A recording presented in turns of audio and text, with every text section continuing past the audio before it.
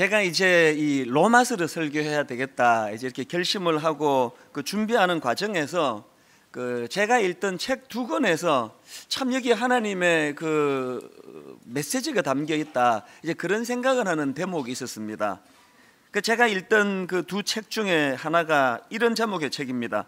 그때 장자를 만났다. 그 책이 제게 참 흥미로웠던 게 서문에서 저자가 이런 이야기를 합니다. 처음에 저자가 이 장자를 읽었던 것이 그 외환 위기 때 직장에서 쫓겨나고 난 이후랍니다. 이제 시간이 많아져 가지고 천자문, 논어, 손자병법 뭐 이런 책들을 닥치는 대로 읽는 과정에서 이 장자라는 책을 읽게 됐는데 그때 읽다가 그만뒀다는 거예요. 이 장자라는 책을 보니까 너무 황당무계해 가지고 그래서 이제 흥미를 못 느끼고 그 책을 덮어버렸는데요.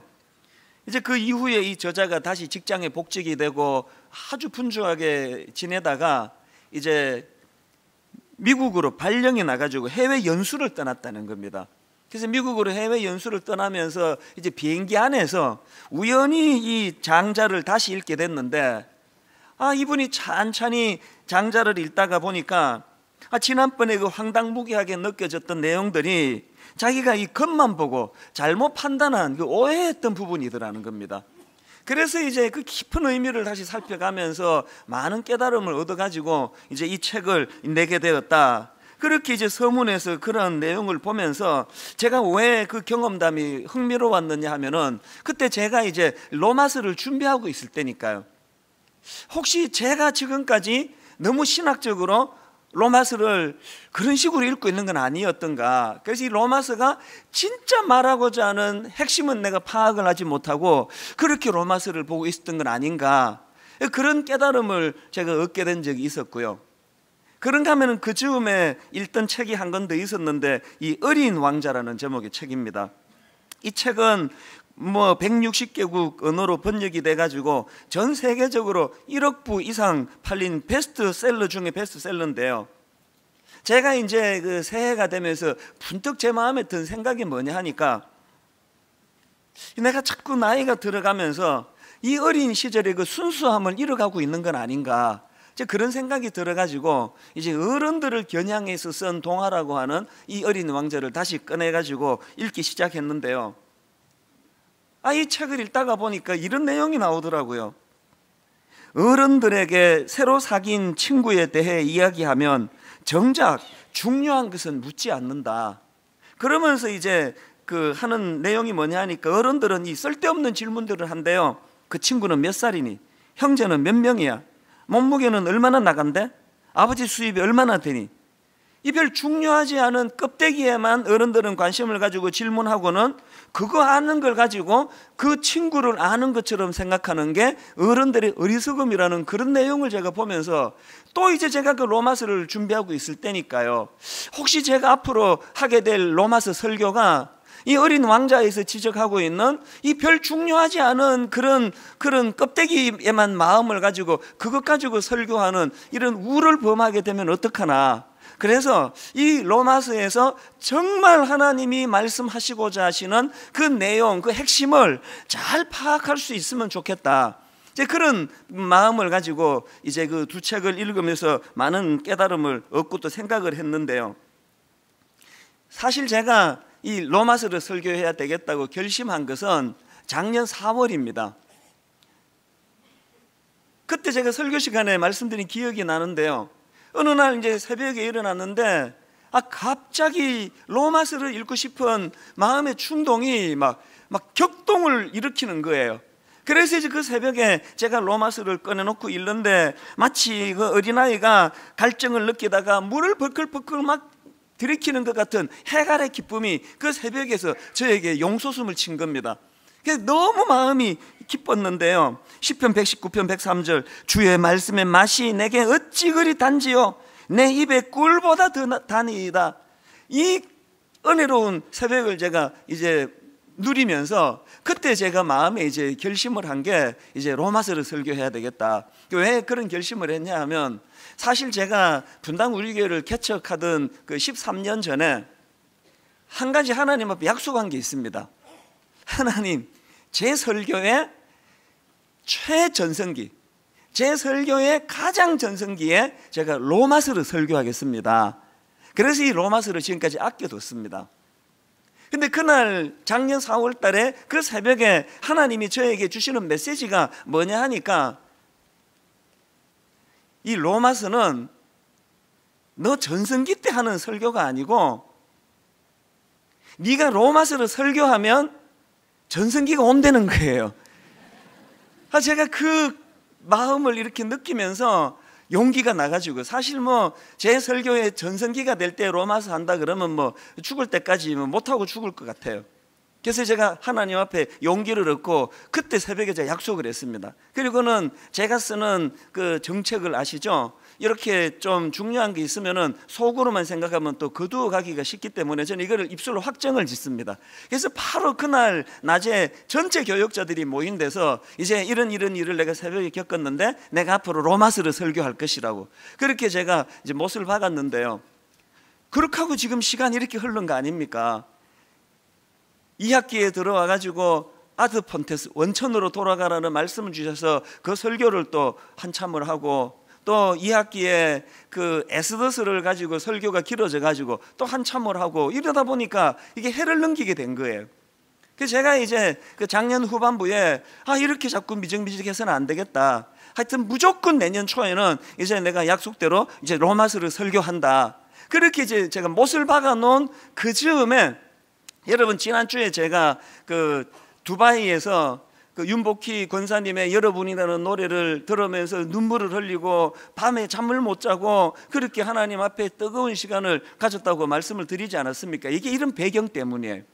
그날 제가 윤복희 권사님의 그 순수한 그 복음으로 감격하는 그 모습을 보면서 하나님 앞에 눈물을 흘렸던 게 뭐냐 하면은, 문득 깨달음을 주셨는데요, 네가 작년 4월에 로마서를 설교하기로 교역자들에게 입으로 공포해놓고 이렇게까지 로마서 설교가 딜레이가 되고 늦추어지게 된 이 이유를 네가 아느냐. 두바이에서 이 권사님의 그 복음에 감격하는 그 모습을 보고 제가 하나님 앞에 회개하고 그 감격을 회복하기 전에는 로마서 설교하면 안 된다는 느낌을 제가 받은 거예요. 가슴은 다 식어 빠져가지고 그 무슨 교리 공부하듯이 로마서를 분해하면서 이렇게 설교하는 것을 하나님은 원치 않으셨습니다. 사실 여러분, 이 기독교 2000년 동안에 로마서는 수많은 학자들에 의해 가지고 거기에 참 잘 정리된 교리가 나왔는데, 이게 잘못된 건 아니지만 자칫 잘못하면은 이거 무슨 생명을 죽여서 해부하듯이 분석은 잘 해놨는데 거기에 생명력이 없을 위험이 있는 게 로마서라는 거예요. 여러분, 이 로마서는요, 바울이 무슨 기독교라는 종교를 창설하기 위해 가지고 그래서 그 뼈대에 필요한 교리를 정리해서 만든 책이 아닙니다. 로마서는 그야말로 이 복음에 대한 가슴 뜨거운 이 바울의 감격, 오죽했으면 지금 누군지 전혀 알지 못하는 로마에 있는 크리스찬들에게 복음을 전하기 위하여 그렇게 이 로마서를 기록하는 그 바울의 심정, 이게 로마서예요. 그렇기 때문에 로마서를 무슨 교리 공부하듯이 분해하듯이 읽으면 안 된다는 거예요. 이 바울의 구원의 감격, 이 바울의 주님을 향한 그 십자가 사랑, 이것들이 네 설교에 녹아나야 되는데, 그러기 위해서는 설교자인 네가 먼저 복음의 열정, 복음의 감격, 복음의 뜨거운 눈물, 이걸 회복해야 네가 로마서를 설교할 자격이 있는 거야. 제가 두바이에서 많이 울었던 이유가 그거예요. 저는 이제 드디어 이제 로마서를 제가 준비를 하고 말씀을 이제 꺼내놓고서 여러분 모두에게 제가 부탁을 드립니다. 이제 하나님 앞에 모태신앙, 5대째 예수 믿는 가정, 장로, 권사, 이런 그 타이틀 다 내려놓고 그저 하나님 앞에 벌거벗은 단독자로서 바울이 로마서를 통해 그 인생이 어떻게 변화가 됐고, 그것이 자기를 얼마나 감격이 넘치는 인생이 되게 했고, 그 넘치는 감격을 주체할 수 없어가지고 로마에 있는 성도들에게 이 로마서를 편지를 쓰고 있는 이 바울의 뜨거운 가슴을 우리가 중심에 놓고 그렇게 로마서를 살펴봐야 된다는 것입니다.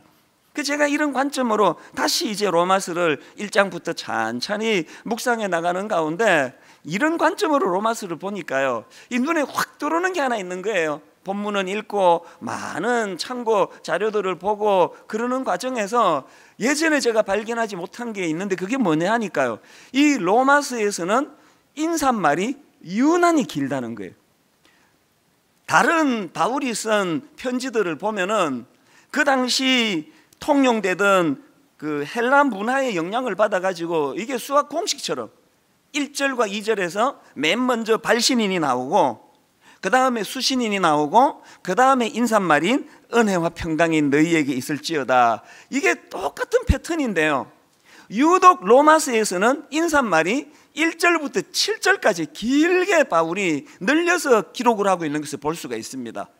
제가 이거를 문득 발견하고는 참 흥미가 생기더라고요. 그래서 왜 바울이 로마서에서 인사말을 유독 이렇게 길게 했을까, 그 궁금증을 가지고 쭉 분석해 가다가 뭘 발견했냐 하니까요, 바울의 1절부터 7절까지 로마서 인사말 가운데 맨 앞에 1절을 똑 떼고 마지막 7절을 똑 떼가지고 가운데를 생략하고 요 두 구절만 읽으니까 전형적인 바울의 다른 성경에서 나오는 인사가 그대로 나오는 거예요. 자, 제가 요 두 개를 따가지고 1절과 7절만 따서 한번 연속으로 읽어볼 텐데 한번 여러분이 느껴보시기 바랍니다. 먼저 1절입니다.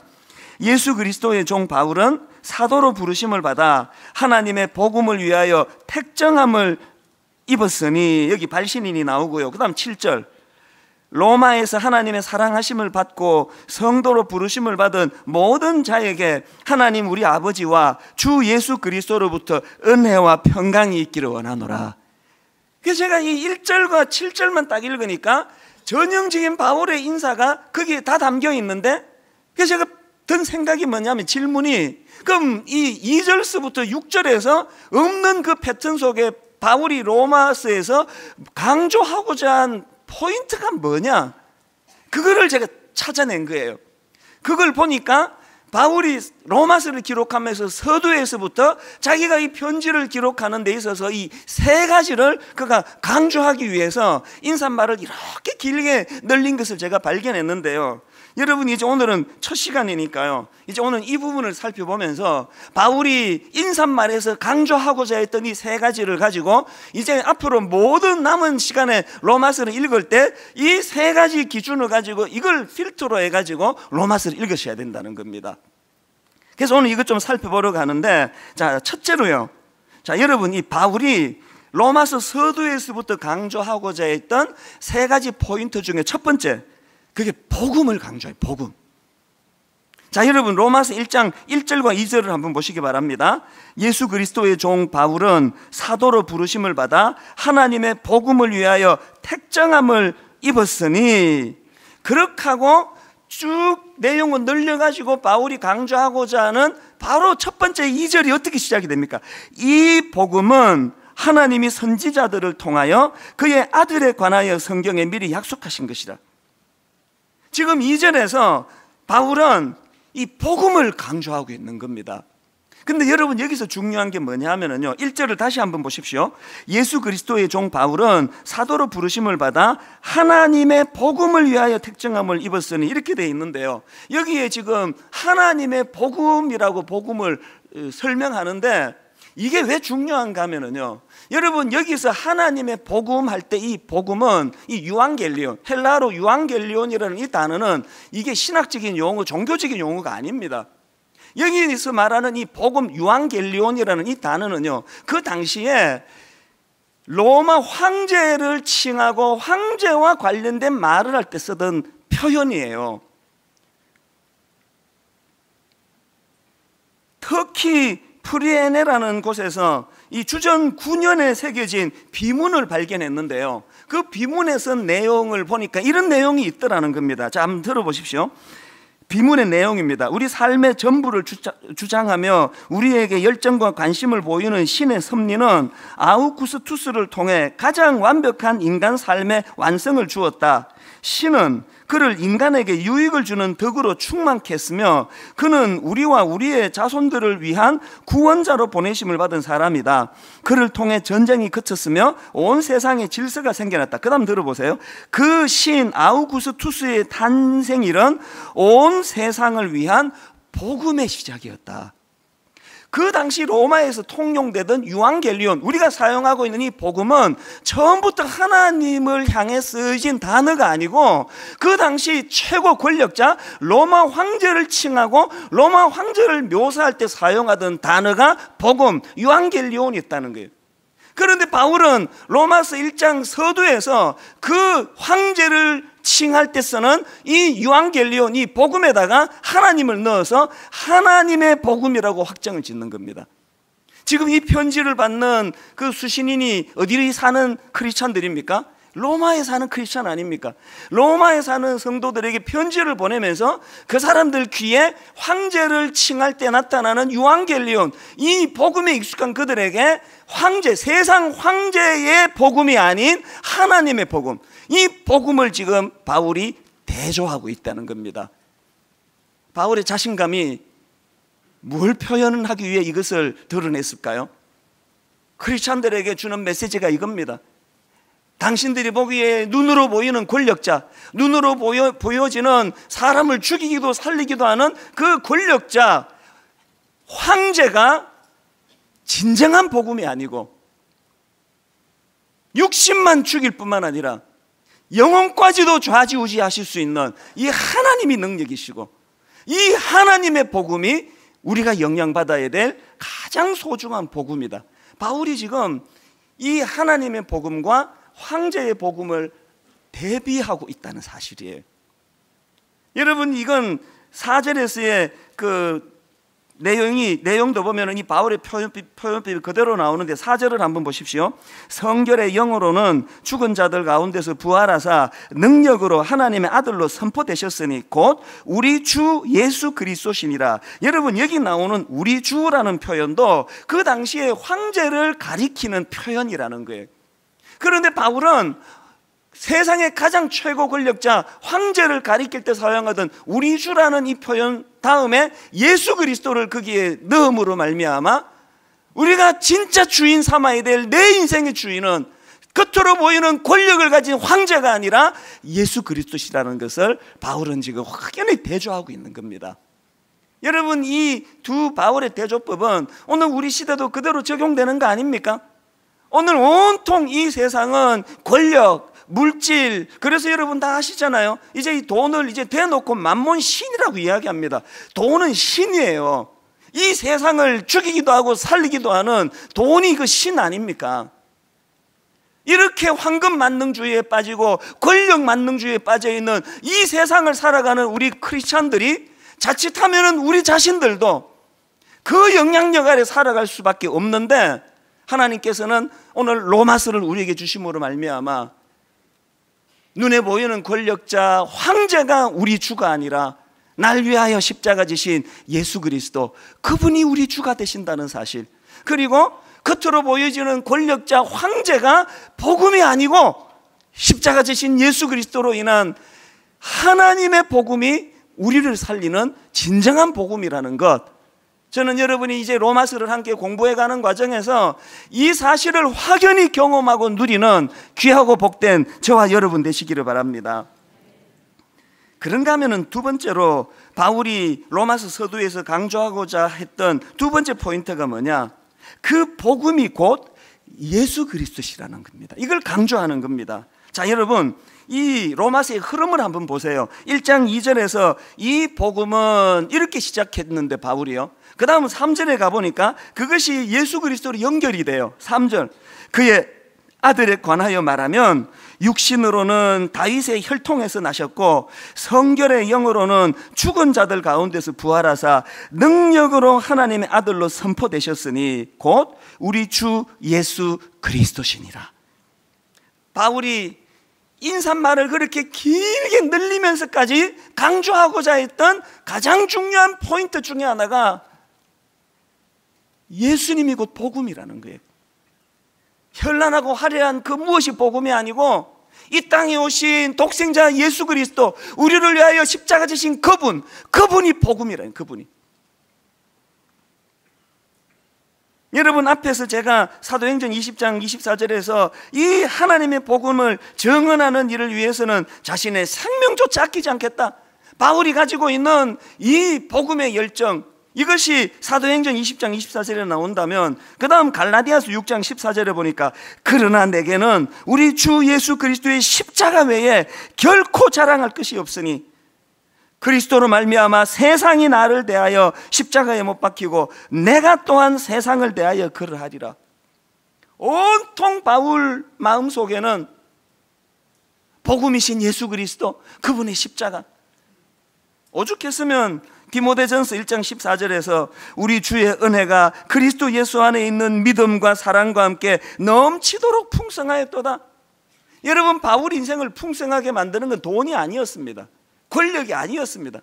바울 인생을 풍성하게 만드는 유일한 도구, 복음이신 예수 그리스도, 그분으로부터 나오는 삶의 원동력, 기쁨. 제가 오늘 새벽에요, 이제 이 대목을 이제 다시 이렇게 쭉 다듬다가 문득 제 머릿속에 오래 잊고 있었던 한 장면이 떠올려져 가지고 이 입꼬리가 이렇게 잠깐이지만 이렇게 올라가는 그런 경험을 했는데요. 개척 초기에 경험한 일이에요. 이제 저를 조금 오래 지켜보신 분은 알지만 저는 좀 몸치예요. 그래서 제가 대학교 다닐 때 뭐 나이트 클럽 이런 데 가서 춤추고 이런 걸 제가 거의 하질 않았습니다. 그건 제가 경건해서 그런 것도 있지만 몸치래 가지고 그게 제가 흥미가 안 생겨요. 그래서 뭐 몸이 뭐 그냥 몸 뼈마디가 이렇게 뻣뻣해 가지고요, 놀랍고 감사하게도 우리 새아이가 모두 다 저를 닮아가지고 난 얼마나 감사한지 몰라요. 그렇게 제가 몸친데요, 교회를 이제 갓 개척하고 그게 언제쯤인지 기억이 안 나요. 제가 그 토요일인 건 기억하는데요, 어느 성도랑 이제 약속을 하고 제가 학교 여기 정문 앞에서 기다리다가요, 제가 이렇게 사람들 막 다니고 차 다니면서 춤을 췄습니다. 저기서 그런 적이 있었습니다. 그 점이 어떤 때인가 하면은 이제 교회를 금방 개척하니까 뭐 담임 목사가 뭐 다 하는 거 아닙니까? 새벽 기도도 제가 인도하고 수요 예배도 제가 인도하고 또 제자 훈련도 제가 인도하고 여러 가지 뭐 그때 등록 신방도 제가 다니고 이래 가지고요, 피곤에 쩔어 있을 때예요. 한 번은 정말 웃기는 일이 있었는데요, 그때는 이 성도님이 많지 않을 때 이 교회는 그럴 때가 재밌는 거예요. 성도님이 많지 않을 때라 가지고 아이디어를 참 많이 냈는데요, 이제 남자분들이 그때 새벽 기도로 많이 나오실 때예요, 저희 교회. 그래서 이제 새벽에 기도하시고 이제 출근하셔야 되니까 무슨 아이디어를 냈냐 하면은, 이제 우리 사도행전에 그 나오잖아요. 성도님들이 이제 새벽 기도로 오실 때 닥치는 대로 집에 있는 음식을 다 갖고 오시라. 그래서 어떤 분은 바나나를 갖고 오시기도 하고 어떤 분은 식빵을 갖고 오시도, 교회는 이제 토스트기 2개만 이렇게 이제 저 뒤에다 놓으면은 오시면서 이제 그 아침 먹을 뭐 빵이나 또 잼이나 이런 걸 이제 다 갖고 오시면 이제 남자 성도님들이 기도하시고 나가면서 거기에 이제 토스트 구워가지고 잼 발라서 먹고 뭐 이러면서 이제 아침을 해결하고 하는 그런 상황이었습니다. 어느 날 제가 이제 새벽 기도를 인도하고 저도 나가가지고 이제 우유를 한잔하고 이렇게 토스트를 굽고 이러고 있는데요, 어떤 여집사님이 저 보더니 킥킥킥 웃는 거예요. 그러더니 또 옆에 집사님을 보면 눈을 깜빡깜빡하더니 또 그 여집사님도 저보고 또 웃는 거예요. 그래서 이게 뭔가는 있는데 이게 뭔지를 내가 몰랐는데 나중에 정신 차리고 보니까요, 얼마나 경황이 없었는지 오른발에는 구두가 신겨져 있고 왼발에는 운동화가 신겨져 있는 거예요. 이제 그러던 즈음이에요. 얼마나 정신없이 살았는지 이 짐작이 가지 않습니까? 바로 그 즈음인데 그야말로 피곤에 쩔어 있을 때예요. 근데 제가 이 학교 정문 앞에서 누구를 만나기로 약속했는데 제 안에 글자 그대로 그 바울이 예수 그리스도 그 복음으로 인해 가지고 그 마음속에 너무 풍성히 임한 그 은혜가 저에게 임하기 시작했는데요, 갑자기 제 마음에서 이 찬양이 하나 흘러나온 거예요. 그래서 정문 앞에 그 수의실 옆에 있는 교문 저 바깥쪽에서 막 춤을 췄습니다. 주님 한 분만으로 나는 만족해. 나의 모든 것 대신 주님 찬양해.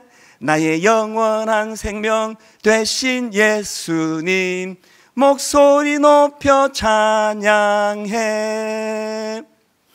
주님의 크신 사랑 찬양해. 나의 힘과 능력이 되신 주 나의 모든 삶 변화되었네. 크신 주의 사랑 찬양해. 요새는 이 감격이 식어서 그 춤이 안 나오는데요, 이 찬양을 제가 부르면서 춤을 추고 있는 거 한번 상상을 한번 해보세요. 길거리에 사람이 막 다니고 차 다니고 그러는데 억제할 수 없는 마음에 예수 그리스도가 내게 주시는 그 기쁨이 너무너무 용솟음쳐가지고 막 덩실덩실 춤을 추면서 혼자 누구를 기다리면서 그랬던 기억이 오늘 새벽에 문득 떠오르는 거예요. 여러분, 비록 육신은 피곤해 지금 쩔어 있는데, 여러분, 사람이요, 이런 감격을 갖고 산다는 게 이게 얼마나 복된 일입니까? 똑같은 고3인데요, 그 마음에 꿈이 있고 기대감이 있고 감격을 가지고 입시 고3 1년 보내는 학생이 있고요, 뭐 희망이 없어서 그저 죽을 지경이라서 똑같이 새벽에 일어나서 새벽까지 일어나 공부하는데요, 결과는 달라요.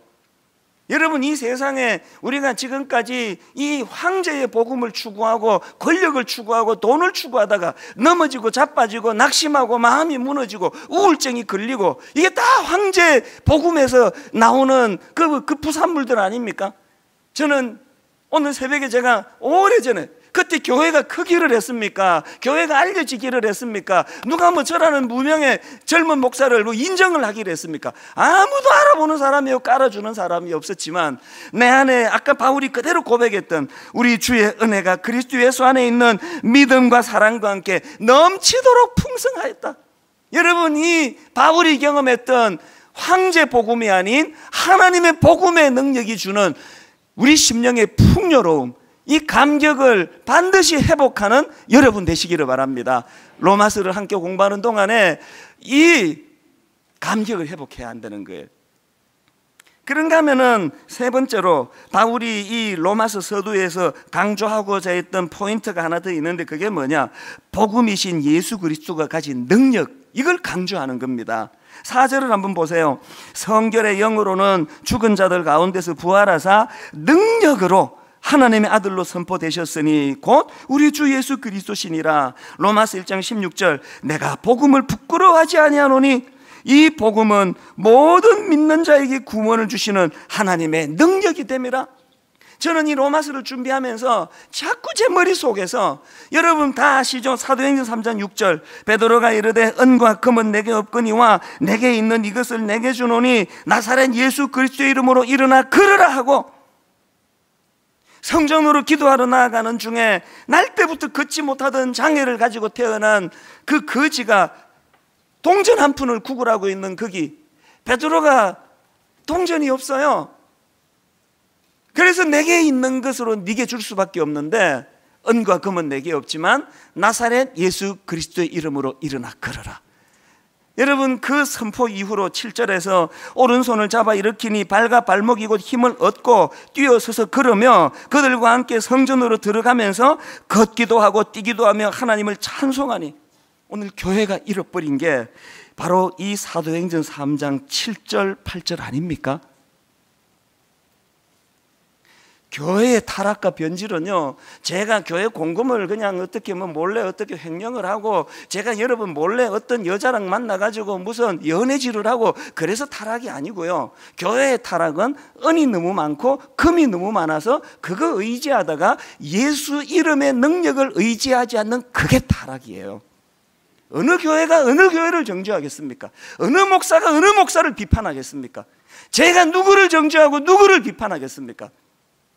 오늘 우리 모두의 변질과 타락은 황제 복음, 이 은과 금이 교회 안에 너무 많아지면서 하나님의 복음이 별로 중요하지 않는, 교회가요 은과 금만 있으면 예수 이름 없어도 모든 일 다 합니다.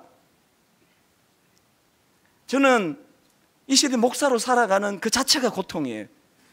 누가 제 얼굴에 침을 뱉어서 고통이 아니고 이 시대에 분당 우리 교회 목사로 살아가는 그 이 자체가 저는 고통이에요. 뭘 회복해야 될까요?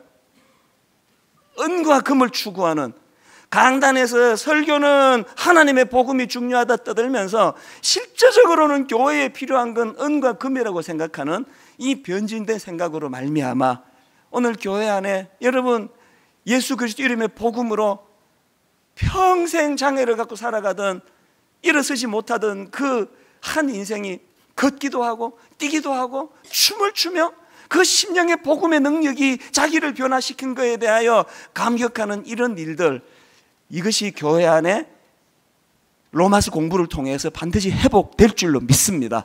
이 꿈을 우리가 꾸는 거예요.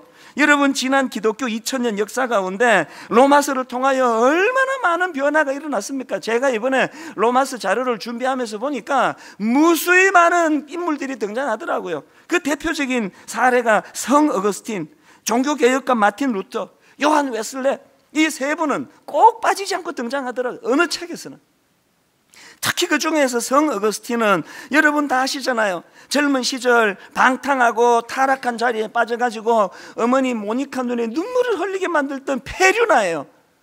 그랬던 어거스틴이 그가 어느 날 로마서 13장 13절 낮에와 같이 단정히 행하고 방탕과 술 취하지 말며 음란과 호색하지 말며 쟁투와 시기하지 말고 오직 주 예수 그리스도를 옷 입고 정욕을 위하여 육신의 일을 도모하지 말라. 이 한 말씀으로 그 폐륜한 방탕한 어거스틴 단번에 바뀌어져서 성 어거스틴이 됐다는 거 아닙니까?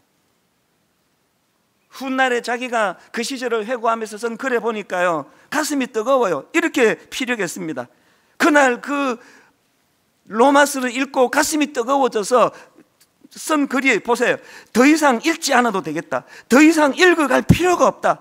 이 구절을 읽는 중에 갑작스럽게 찬란한 빛이 내 마음을 환하게 비추었고 그 모든 의심의 먹구름은 말끔히 사라져버렸기 때문이다. 여러분이 로마서에 있는 말씀 한 구절을 가지고 어거스틴의 인생이 바뀌어졌고 지난 2000년 내내 그런 역사가 일어났고 오늘 이 시간에도요, 여러분 저에게 한 주도 빠뜨리지 않고 빠지지 않고 이메일을 통해 편지를 통해 전화를 통해 눈물을 글썽이며 하나님, 내가 복음으로 변화가 일어났습니다. 하나님 아버지 앞에 감사합니다. 절대로 변할 것 같지 않은 우리 남편이 바뀌어졌습니다. 우리 자식이 돌아왔습니다. 여러분, 오늘 이 시간까지 들려지는 복음의 능력의 말씀이에요. 여러분, 이제 여러분 차례예요. 여러분이 변화될 차례예요. 여러분이 하셔야 될 거, 제가 해야 되는 거, 로마서를 그달기로 설교하지 않고 가장 중요한 핵심을 파악하기 위하여 한 주 내내 묵상해야 되는 게 제가 할 일이고, 여러분이 하셔야 될 거, 로마서에 대한 기대감을 가지는 거예요. 아버지, 어거스틴을 바꾸어 주신 하나님, 우리 아들도 변화시켜 주시기 원합니다. 하나님, 마틴 루터를 변화시켜서 위대한 종교 개혁가가 되게 했던 것처럼 아버지, 우리 가문, 우리 가정 안에 비겁한 인생이 아니라 한 시대의 타락과 변질을 막아내는 아름다운 하나님의 인물이 우리 가정 안에 일어나기를 원합니다. 무엇보다도 하나님, 저는 모태신앙인데 오래 예수 믿었는데 저에게는 이 복음의 감격이 없습니다. 이제 이 로마서 공부를 통하여 내 안에 식어버린 복음의 감격이 솟구쳐 회복되기를 갈망합니다. 여러분, 이 기대하고 갈망하는 마음, 이것이 여러분이 하실 일이에요. 저는 오늘 결론을 맺으면서요, 지난 그 12월 달 수요 예배 때 제가 제자훈련, 사역훈련, 수료 예배를 드리면서 드렸던 그 편지 하나 여러분에게 읽어드리고 말씀을 마치려고 하는데요, 이 편지는 어떤 사연인가 하니까 제가 이제 그 사역훈련 마지막으로 연합 특강을 했습니다. 다 모여 계시는데요, 한 200명이 넘었던 걸로 기억을 해요. 근데 그 참 공교롭게도요, 요즘에 앉았던 어떤 연세가 좀 있는 어른이에요. 그분이 강의를 듣고 있는데 마침 제가 이제 그분을 보고 있는데 내가 그걸 생생히 봤어요. 갑자기 이분이 눈이 이렇게 풀어지시는 거예요. 눈이 풀어지시더니 옆으로 스르르 썰어지더니 툭 떨어지시는 거예요. 그래서 이제 강의를 못하고 중단했습니다. 그 주변의 분들이 이제 웅성웅성하는데 상태가 심각한 거예요. 마침 훈련생 중에 의사분이 계셔가지고 이제 한쪽은 인공호흡을 하고 긴급 조치를 하고 한 분은 또 119에 전화를 해서 연락을 하고 나머지 분들은 제가 강의를 중단하고 이제 위급한 상황이 지금 발생했는데 이 시간 우리 함께 하나님께 매달려 기도하자 그래서 중보기도를 요청했더니 참 고맙게도요, 누군지도 모르는 분이에요. 200명이 넘는 모임 안에. 그런데 그날 막 엉엉 통곡 소리를 내면서 하나님 앞에 막 회개하며 눈물로 하나님 앞에 살려달라고 기도하는 이런 일이 벌어졌어요. 그리고는 이제 병원으로 가셨는데 제가 참 그 이상하게 그날 담대하게 선언했습니다. 이제 다 회복이 됐으니까 이제 걱정 안 하셔도 된다고, 강의 계속하겠다고. 이 믿음의 선언이 문제가 뭐냐 하면은 다 선언하고 제정신 차려서 생각하면 그 진짜 괜찮을까, 이런 이 부작용이 있는 게 좀 문제가 좀 있습니다. 이게 제가 자꾸 그 생각이 나, 이분 어떻게 됐을까. 한 며칠이 지났는데요, 홈페이지에 이분이 글을 올리셨어요. 그걸 제가 읽어 드리려는 거예요. 자, 한번 들어보십시오. 저는 12월 6일 사역훈련 담임 목사님 강의 시간에 의식을 잃은 모 집사입니다. 심장이 멈춘 그 순간 하나님께서는 같은 공간 안에 의사 2분을 예비하셨습니다. 그래서 죽음에서 다시 소생할 수 있었고 8층에 저희 아내가 있었기에 함께 신속히 병원으로 이송될 수 있었습니다. 그때 저의 혈압은 40-30이었습니다. 또한 맥박이 20까지 떨어지는 쇼크가 2번이나 왔습니다. 더욱 심각한 것은 평소에도 좋지 않았던 신장 기능이 정지되어 소변이 7시간 동안 배출되고 있지 않았습니다. 담당 의사 선생님께서는 지금 당장 투석을 하지 않으면 오늘 밤 안으로 사망한다고 단호하게 말씀하셨습니다. 일반 투석 시간이 서너 시간인 것에 비해 저는 특수 투석 24시간을 필요로 했고 1회로도 부족하여 3-4일 이상을 풀로 투석해야 할 것이라고 추정하였습니다. 그렇게 저는 응급실에서 MICU 내과 중환자실로 옮겨졌고 몸에 수많은 호스들을 덕지덕지 붙인 채로 특수투석을 받았습니다. 그날 밤 하나님께서는 제 몸의 모든 장기를 고치기 시작하셨습니다. 기나긴 혼자만의 싸움을 쉼없는 기도로 채워나간 지 10시간 만에 기적적으로 투석은 종료되었고 신장을 비롯하여 심장과 모든 장기들이 정상으로 돌아왔습니다. 투석 후 혹시나 모를 이상에 대비해 특수검사까지 하였는데도 아무런 이상이 없어 응급실로 이송된 지 6일 만에 퇴원을 했습니다. 그날 수료 예배가 있는 그날 이분이 아내와 함께 저를 찾아왔는데 제 마음에 무슨 감격이 들었냐면 이분이요, 그날 버스를 타고 가다가 이런 일이 났으면 이분 돌아가셨어요. 되게 혼자 계시다 이런 일이 났으면 100% 돌아가셨습니다. 교회에서 함께 동력자들과 함께 훈련을 받다가 누구는 은사에 따라 응급조치를 취하고 누구는 은사에 따라 병원에 연락을 하고 누구는 은사에 따라 눈물로 그 영혼을 기도하는 이 합작으로 한 영혼이 살아나는, 한 생명이 살아나는 이 사건, 이게 저는 교회라고 믿습니다. 여러분, 로마서를 공부하는 내내 분당 우리 교회 안에 이런 생명이 살아나는, 영혼이 살아나는 역사가 일어나기를 주님 이름으로 축원합니다. 여러분이 감격을 가지고 오늘 예수 그리스도, 바울이 서두에 그토록 강조하기 원했던 그분을 이 시간 찬양하기 원하는데요, 지존하신 주님 이름 앞에 모두 무릎 꿇고 다 경배해 거룩하신 주님 보좌 앞에 엎드려 절하세. 가사를 생각하시면서 바울의 감격을 내 안에 담고 찬양하기 원합니다.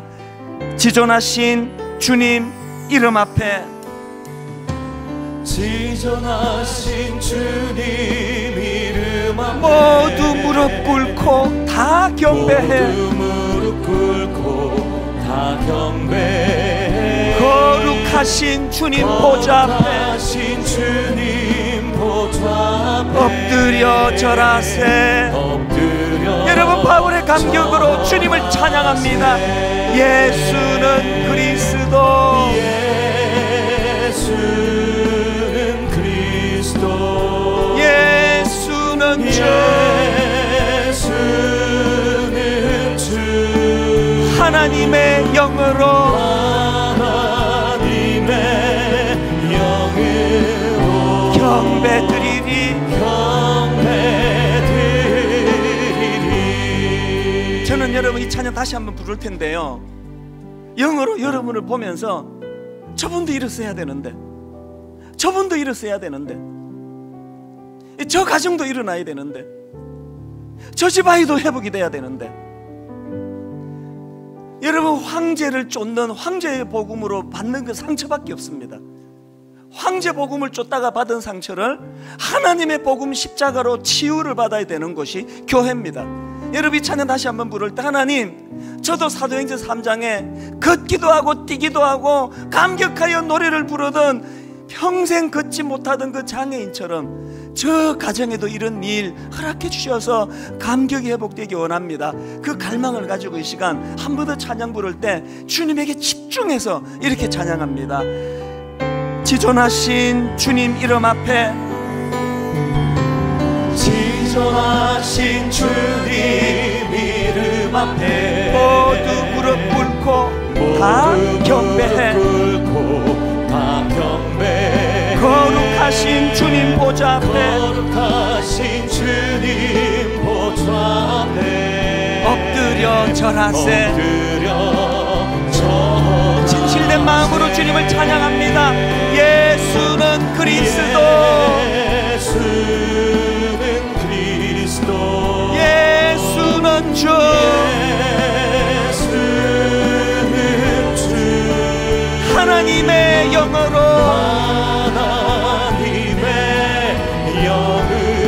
경배드리니, 뜨거운 가슴 주님 앞에 회복하며 더 큰 소리로 지존하신 주님 이름 앞에 모두 무릎 꿇고 다 경배해. 상한 마음 주님 앞에 내려놓고 거룩하신 주님 보좌 앞에 엎드려 절하세. 세상 권력자가 우리 주인 아닙니다. 예수는 그리스도, 예수는 주, 하나님의 영으로 경배드리니, 황제복음을 쫓다 받은 상처 치유되기를 원합니다. 예수는 그리스도, 예수는 그리스도, 주님만이 내 인생의 주인이십니다. 혼미한 내 인생 가운데 하나님의 영으로 경배드리니, 은혜 아니면 나 서지 못하네. 은혜 아니면 나 서지 못하네. 나 서지 못하네. 십자가의 그 사랑, 십자가의 그 능력 아니면 능력 나 서지 못하네. 나 서지 못하네. 은혜 아니면 나 서지 못하네. 나 서지 못하네. 놀라운 사랑 그 은혜 아니면 나 서지 못하네. 여러분, 우리 다 자리에서 일어나셔서 은혜 아니면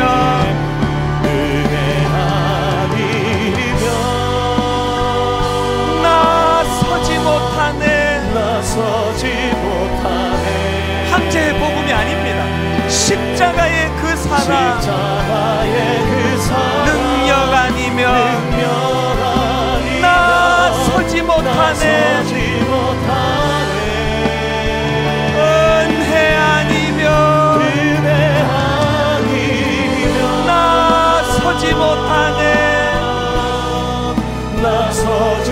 완전한 사랑 그 은혜 아니면 완전한 사랑 그 은혜 아니면 나 서지 못하네.